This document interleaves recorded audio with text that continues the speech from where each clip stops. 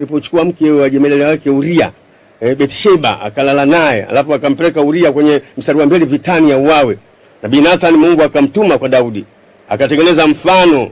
Daudi alikuwa na nafasi, Nathan alikuwa na nafasi kubwa ya kuweza kuzungumza na mfalme. Huwezi kusema mtu mwenye nafasi kubwa kama sisi oya tu, unasema tu wewe una nafasi kubwa.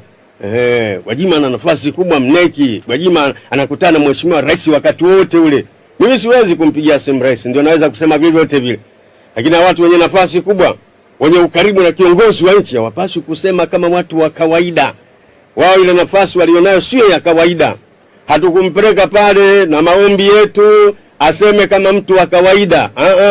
Alikuwa aseme kama kiongozi, kama Mungu amempeleka pale. Nathan alimwambia Daudi, akamwambia kuna mtu amekuja mgeni kwake, akaacha ng'ombe zake wengi, akachukua ng'ombe wa jirani yake akamchinjia mgeni.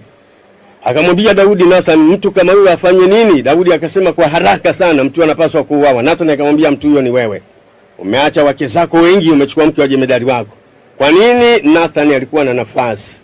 Kwa hiyo Gwajima kwa kusema kule nje kuzomeana sio sahihi kama kiongozi wa dini. Kama kiongozi katika serikali umeapa kwa katiba na umeshika Bible. Wakati nasema tunatunza siri ya nchi, umeapa na sisi tumekubali umekwenda kuapa. Kwa hiyo ni vizuri una utaratibu wa kuzungumza. Kila mtu kama kwa mfano alimsema mbunge fulani Ponjoro, sio sahihi. Kiongozi huyo yule yote anahitajika kuja kwa Yesu. Hapaswi kusemwa kwa matusi. Alizungumza bungeni, aitakiwa naye akamjibu bungeni. Usitumie madhabahu. Waislamu wakitumia madhabahu zao kusemana, na sisi tutumie madhabahu zetu kusemana, nchi itakuwa salama kweli? Kila mmoja asimame kwenye madhabahu yake aseme anavyotaka yeye, nchi itakuwa salama. Ogopeni vita wapendwa. Mimi nimeishi Kongo, nimeenda South Africa, nimeenda Rwanda na Burundi. Mimi najua prison, najua maisha yote. Watu wa bunduki miaka ya nyuma, maisha yote tunayafahamu. Kwa hiyo ogopa, tuko huru hivyo na kula mikate. Biblia inasema katika Mithali sura ya 15, heri mego kavu pamoja na amani kuliko chakula kinono na mafarakano. Na nafuu hivi wakati mwingine tupo hivi, tunafanya kazi zetu, uko madhabahuni unahubiri, chuma ikilia madhabahuni, ukifungua mdomo haleluya, chuma imelia mdomoni. Meno yote yameng'oa na risasi. Hakuna ibada kwenye mafarakano. Na yanaanza hivi pole. Cheche hii italeta moto. Na mimi naisema hii, kuna watu wanakaotukana tukaneni. Mimi kutukana napenda huyu. Yani nimetukana tangu niko mimba ujue. Matusi, kwa hiyo nimeshazoea. Kusanyeni chambatusi wenu tukaneni, lakini mimi nasema ukweli. Hiki kinachoendelea sio sahihi. Hapa tusilete udini eti rais kwa sababu Muislamu, si rais mwanamke. No. Tunahitaji kutunza nafasi ya mtu, na hasa kwa ninyi ambao mko nafasi za juu. Namna gani mzungumze? Sisi oya huko chini tunaweza kusema chochote. Lakini ambao tumewapeleka nafasi ya juu, mnaweza kuonana na kiongozi wa nchi. Hatupaswi kusimama kuzomea kwenye madhabahu. Madhabahu sio kazi yake kuzomea. Mimi sikatai kusema kwa mtu, lakini unasema kwa lugha ipi? Unasema kwa namna gani? Badala ya kuleta amani, kuleta suruhu, mnaleta taharuki. Na wanatumia akili ndogo ya sisi wa Tanzania kututeka. Amesema, kwani yeye ndio wa kwanza kusema? Mbona watu wengi wamesema? Umesemea wapi? Hilo jambo la msingi la kwanza. Kwa hiyo mimi sipingi mawazo ya mtu ya kutekwa kwa watu, lakini unasema wapi? Ipi nafasi yako? Chunga sana nafasi yako kwenye kusema. Chunga sana nafasi yako kwenye kusema. Achana na watu wengine wa kawaida wanaosema. Mimi nasema hii sio sahihi. Kwenda kumzomea kiongozi wa nchi. Una nafasi ya kusema, sio sahihi. Lakini jambo la pili, watu wanasema kwa nini kanisa limefungwa, asingefungiwa yeye mwenyewe muhusika. No, hajasajiliwa Gwajima. Kwani kule kwenye usajili amesajiliwa Gwajima? Limesajiliwa taasisi. Gwajima hata akifa taasisi inabaki. Hii taasisi imesajiliwa katika watu wengi hawafahamu. Sisi wa Tanzania vitu vingi hatujui ujue. Hizi ni mkumbo tu, oya mara nyingi na matusi tu basi. Na jazba tu isokuwa na maana yote. Kwani pale amesajiliwa Gwajima, Gwajima ndio kanisa, mnasali kwenye mwili wake. Imesajiliwa taasisi yenye miongozo, ukikiuka piga pini. Na mimi natamani kweli hawa nyumba za ibada wanaokiuka utaratibu kufuatana na miongozo yao ya usajili, piga pini tu, funga. Kwanza wanachelewa kufungia, funga. Watu wanaamka asubuhi hawajapita popote, amebeba Bible, John Hareo. Oh haleluya. Oh glory to God. Anatusumbua tu. Bwana amenionyesha. Uonyeshe wewe nani mgonga kokoto, Mungu akuonyeshe wewe. Yaani wataacha watu wakuonyeshe wewe Mungu kweli. Mambo ya hovyo kabisa huyu.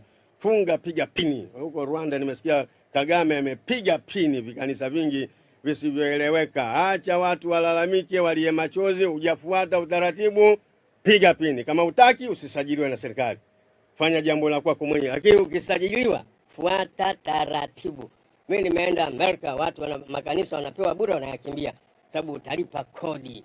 Yamesajiliwa, hakuna ujinga. Hizi nchi zetu serikali mimi na wala mkweli mmeachia watu kwenye mitandao wanatutukana, nyinyi mnatazama. Hivi ndio mmelea hili jipu linapasuka.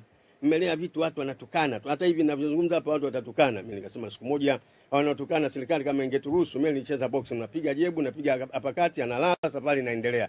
Lakini sasa mwisho watatukamata. Nyewe mkishindwa basi turuhusuni, si wanatukana. Mimi watu wengi wananitukana, wala sijali. Lakini nasema ukweli.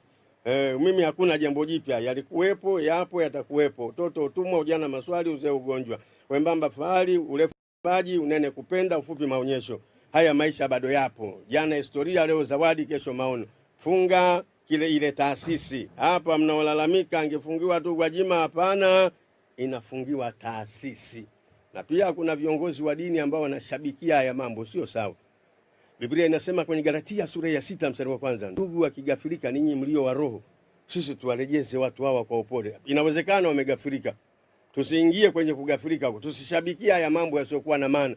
Tukimaliza kusema nini kinatokea? Sisi tunahitaji suruhu. Mambo ya utekaji na uwaji, tuone suruhu ya kweli, sio kusema tu kama mipasho tu, mnasema tu, mnatukanana.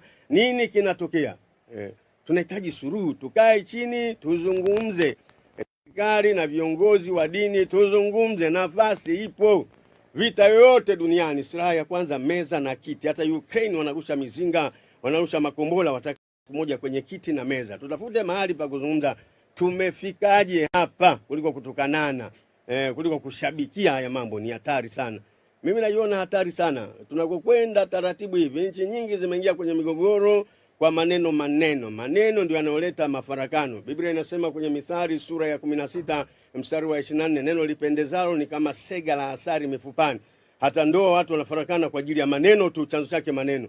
Anaandika kwenye Mithali sura ya 15 Mfalme Suleiman, anasema ulimi safi ni mtu wa uzima, bali ukorofi wa ulimi huvunja moyo. Mithali sura ya 15 mstari wa 4. Maneno haya yanaendelea kwenye nchi yetu. Kuzoea kutukanana, kuzomeana, badala ya kukaa kuzungumza kwa hekima na maarifa. Na nafasi mnayo viongozi wa dini. Hivi kama madhabahu za Waislamu zikiamka na zikipiga kelele na sisi tulipiga, tutafika kweli? Hatuwezi kufika, na hatuwezi kila mgogoro kuutengeneza kwamba ni kwa ajili ya dini. Hapana, sio sawa. Viongozi wa dini, viongozi wa makapiga kelele na sisi tulipiga, tutafika kweli? Hatuwezi kufika, na hatuwezi kila mgogoro kuutengeneza kwamba ni kwa ajili ya dini. Hapana, sio sawa. Viongozi wa dini, viongozi wa makanisa, mnaoshabikia haya mambo ni hatari sana. Mnatengeneza kitu ambacho baadaye kitakuwa ni madhara kwetu na taifa letu na watoto wetu. Hakuna atakayepata faida. Tunatoboa boti, wenyewe tuko ndani ya boti humo, tutazama wote. Hakuna atakayepata faida. Walionyamaza watapata faida. Wanaosema matusi watapata faida. Wanaoteka watu watapata faida. Hili ni taifa letu, ni Tanzania mama ambayo Mungu ametupa. Na hatuwezi kunyamaza. Kaeni pamoja, semezeni pamoja, zungumzeni kwa amani, mrejezane kwa upendo. Sisi ni wanadamu.